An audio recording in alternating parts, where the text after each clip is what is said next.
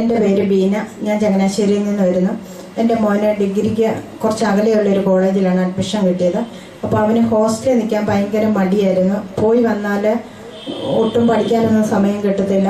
രാത്രി 7 മണിയൊക്കെ ആകുമ്പോഴേ തിരിച്ചു വരാൻ പറ്റത്തുള്ളായിരുന്നു. അപ്പോൾ ഞാൻ ഈശോയോട് പ്രാർത്ഥിച്ചു, ഈശോ അവൻ ഹോസ്റ്റലിൽ നിൽക്കാമെന്ന് സമ്മതിക്കുകയാണെങ്കിൽ ഞാൻ സാക്ഷ്യം പറയാമെന്ന് പറഞ്ഞതിൻ്റെ ഫലമായി അവൻ ഹോസ്റ്റലിൽ നിൽക്കാൻ സമ്മതിച്ചു. അതുപോലെ എൻ്റെ മോള് പ്രഗ്നൻ്റ് ആയിട്ട് അവൾക്ക് തുടങ്ങി ഭയങ്കര ഛർദ്ദിൽ, ഒരു വെള്ളം പോലും കുടിക്കാൻ മേലാത്ത അവസ്ഥയായിരുന്നു. അത് ഞാൻ സാക്ഷ്യം പറയാമെന്ന് പറഞ്ഞ് പ്രാർത്ഥിച്ചതിൻ്റെ ഫലമായി അവൾക്ക് സൗഖ്യം കിട്ടി. അതുപോലെ എൻ്റെ 2 സഹോദരന്മാർ തമ്മിൽ സാമ്പത്തിക പ്രശ്നത്തിൽ ഒരു കയ്യേറ്റം വരെ ഉണ്ടാകത്തക്ക ഒരു സാഹചര്യം വന്നു.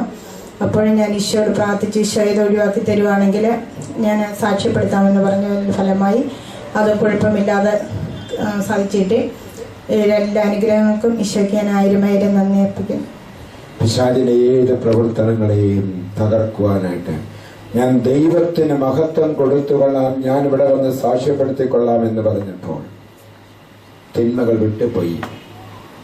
കർത്താവിനെ മഹത്വപ്പെടുത്തുക പിശാചിനെ സഹിക്കാൻ പറ്റില്ല. സാക്ഷ്യപ്പെടുത്തിക്കൊള്ളാവുന്ന വാക്ക് കൊടുത്തപ്പോൾ സഹോദരനും സഹോദരൻ തമ്മിലുള്ളതായ വഴക്ക് തീർന്നു.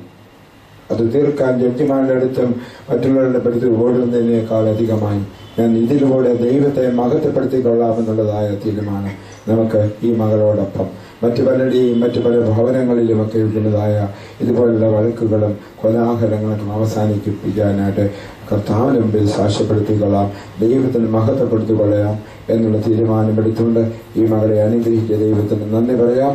Hallelujah, hallelujah, hallelujah.